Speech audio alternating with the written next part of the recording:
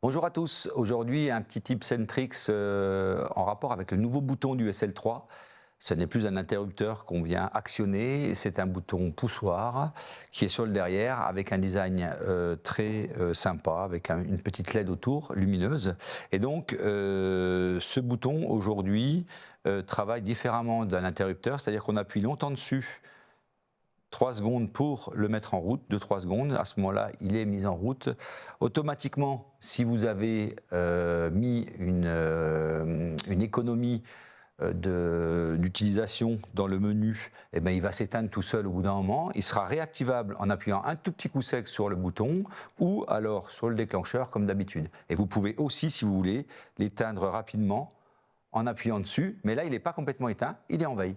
Si je rappuie sur le déclencheur, il se rallume et là, vous avez donc une possibilité de le mettre en veille automatique ou de le mettre en veille manuelle d'un petit coup de pouce comme ça.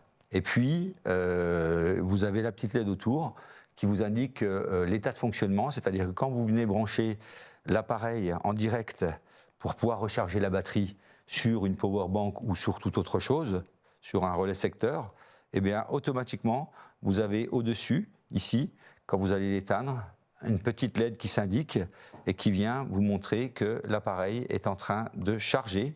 Et quand il est totalement chargé, alors c'est une petite LED verte au début qui va monter et descendre, là vous la voyez, hop, elle est oscillante. Et quand il est chargé, la LED est fixe, ça veut dire que la batterie est complètement chargée. Voilà, c'était l'astuce du jour. À très vite.